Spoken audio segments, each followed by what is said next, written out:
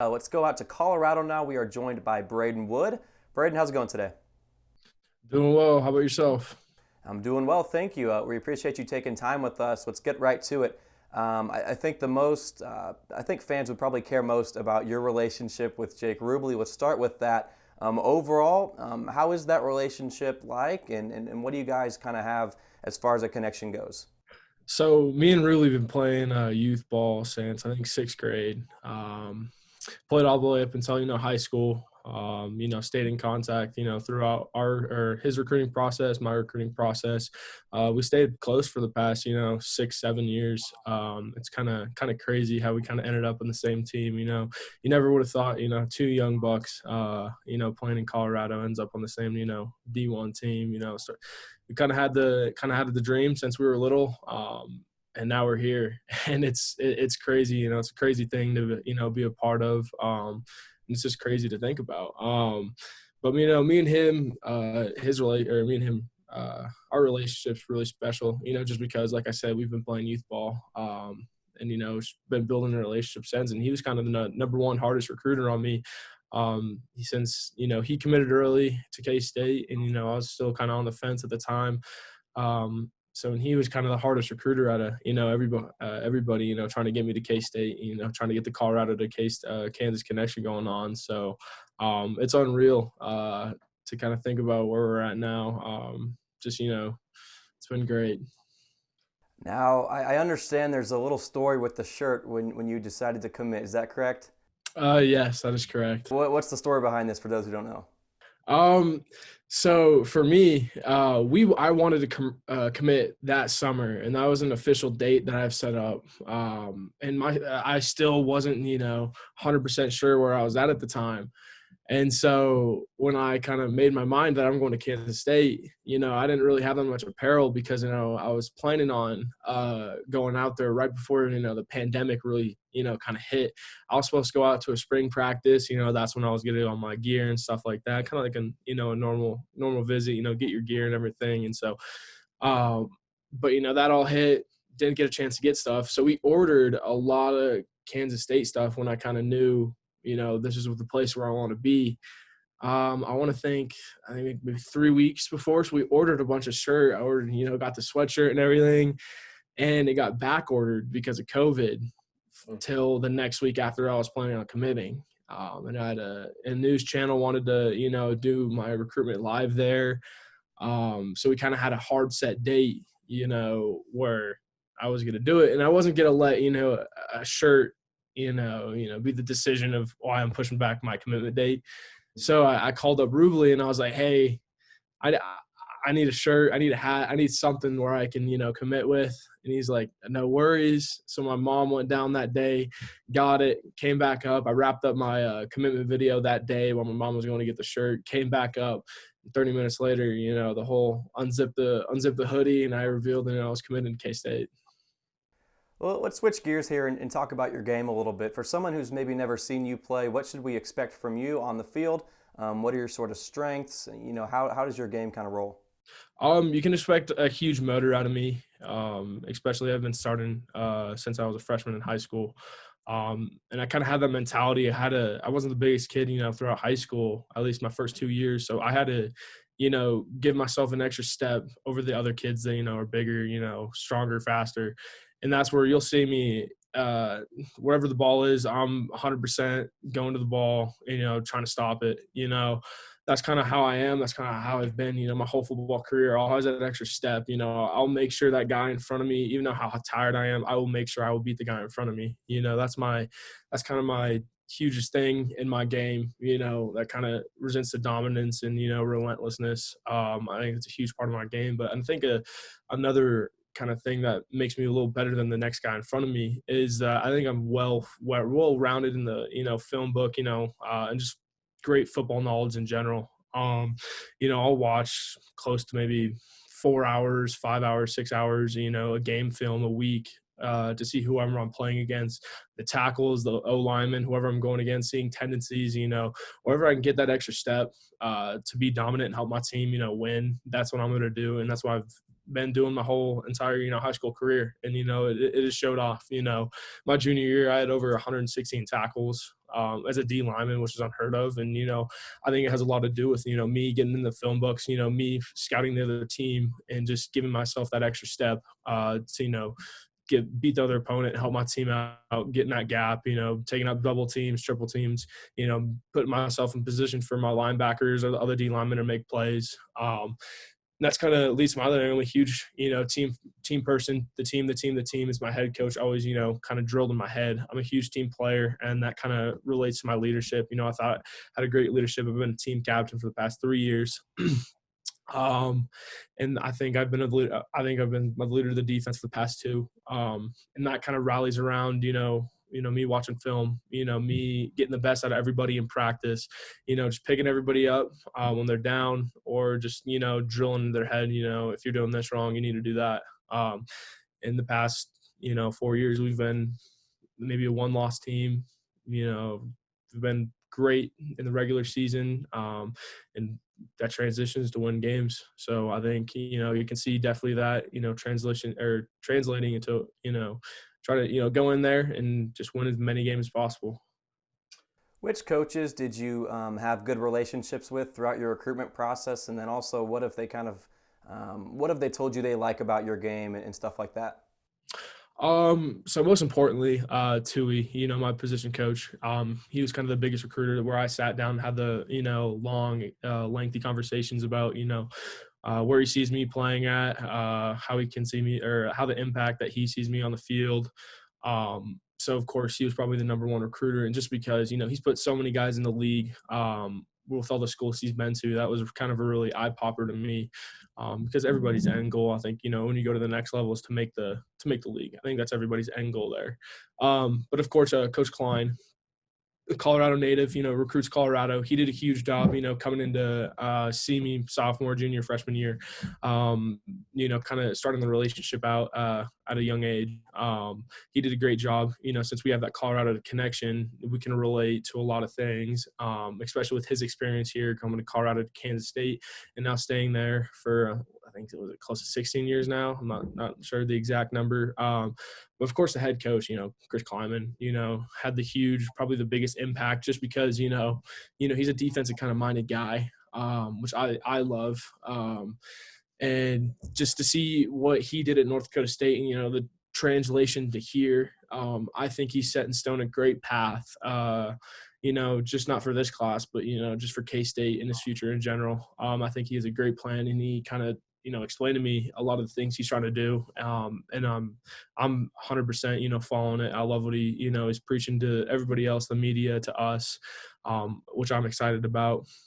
And then last, Coach Kleinerman, he kind of had, this year's the new DC. I didn't get to talk to him as much as I would like to, but still, once he got that DC job, we connected ever since. We'll try to get together, once a week, and talk, football, life and everything like that.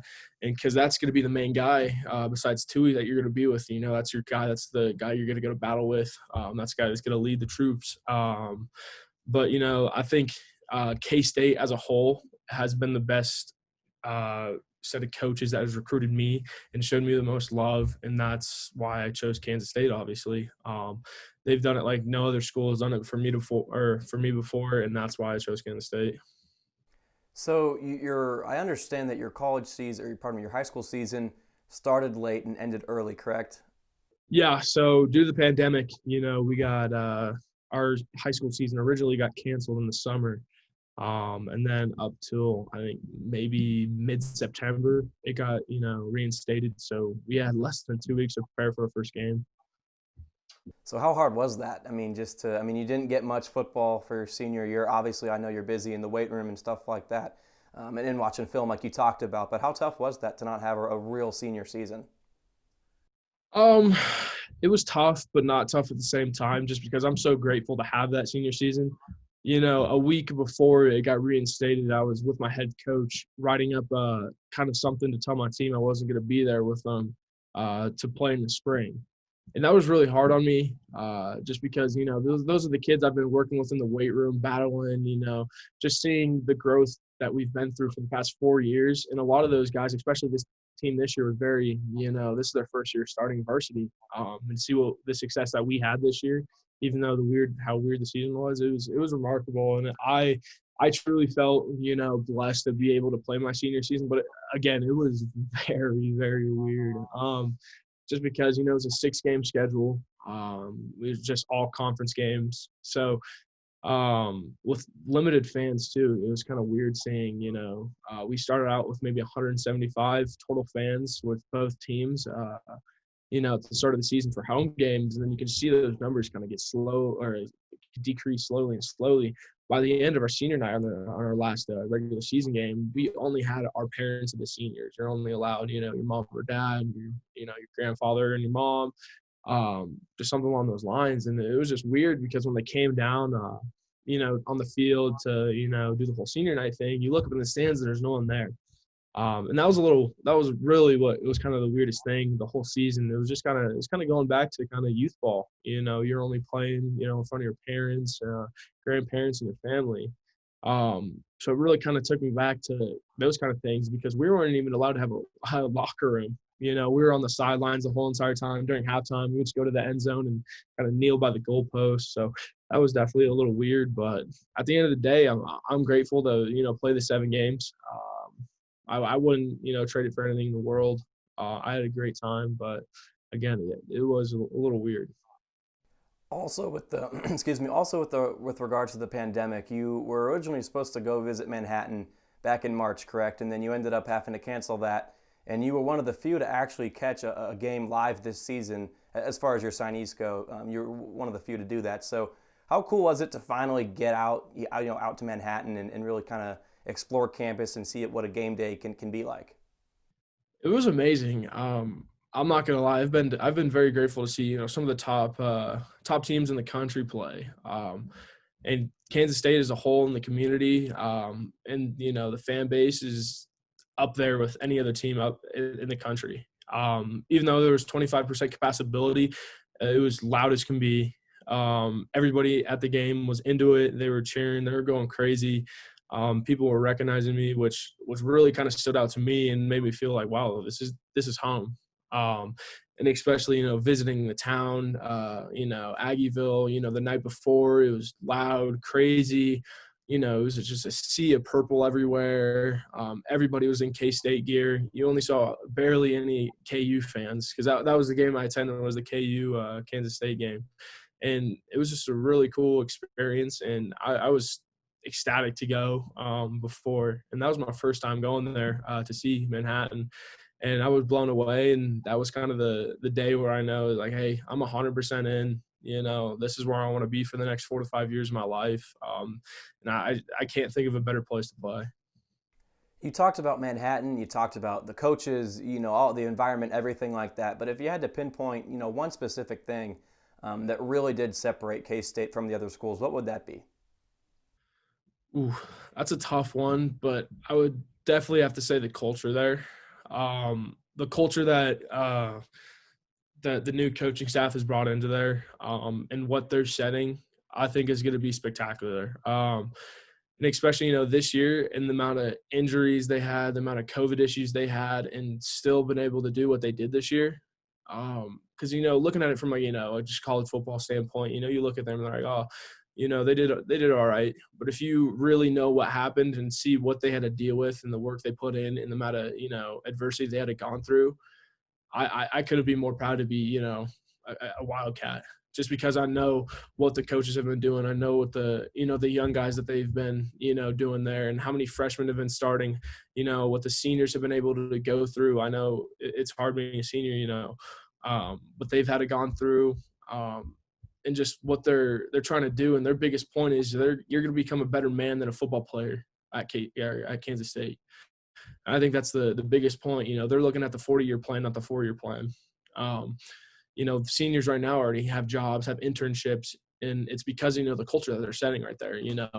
Of course, the league's the goal, but they're setting you up for the 40-year plan rather than the 4-year plan. Apart from Rubley, of course, which of the fellow signees in your class have you developed a close relationship with? Besides Jake, obviously, Devontae Pritchard. I love the dude. He's probably the first or second that I'm closest to. RJ, love him to death too. We've had a great relationship. We've got to get close, and then Gavin, we've gotten really close too. Besides that, Chris, I can't forget kicker Chris. He's a great dude. It was me and Gavin at the KU game, and then I saw Chris there too. So those only two besides Rubley that I saw in person, and they're great dudes, and that's another reason why I committed. Is just because you're bunched around great dudes. If you're at a school and you don't like the commits there, those are the guys you're going to be around for 4 to 5 years. That's the team that when you get your chance to be a senior, that's a team that you're going to push into the fourth gear, and this is where you lay your life on the line for those guys. And I couldn't think about like a bunch of better guys that I play for. They're great dudes, they're humble dudes. There's all around great guys. Do you know who you're going to live with at K-State as far as the players go? Yeah. So when I get up there in January, I'll be with Rubley, Devontae, and Austin Weiner. Cool. That'll be a lot of fun, man. Last thing I got for you before we let you go, what is it that you really do want to accomplish by the time you're set to graduate? Do you have a personal goal, a team goal? What might that entail? I think personal goals for me is, of course, first and foremost to get an education there. Finish up with one or more degrees. I think academics come first for me. It's a huge part of why I chose Kansas State. They have a great academic, facilities, and their second biggest alumni program is in Denver, which is huge for me. That was another huge point. But team-wise and football-wise, my biggest thing is, you got to start small and work your way up. If you just have a goal, you want to win a national championship, it was like, well, what's going to come before that? So my biggest thing there is just to win games. And that will lead to, conference championship and then a national championship. My biggest thing is I want to bring a conference championship to Kansas State. I'm not for sure when the last time that was, but I think maybe when Coach Klein was there, but I think that's the biggest thing that we kind of have in mind for our class is, just to win that, win that conference championship. And they saw how close Kansas State was to making that conference championship game this year. And just to see what the young guys and what they've done, I think that's a huge goal for us and the team going forward. And just, all around, just make life friends for life, just be a part of a brotherhood that's going to, be lifelong. And to especially enjoying my time there. I've heard from everybody that college is going to be the best 4 years of your life. And I want to soak that in each day and each minute there. And because for me, I'm excited to, go venture off to a new part of the world, and kind of set my stone there and set up my future there. Let's make it one final question here. I don't know if you mentioned it. What's your kind of career goal outside of football? And do you have a major picked out at K-State yet?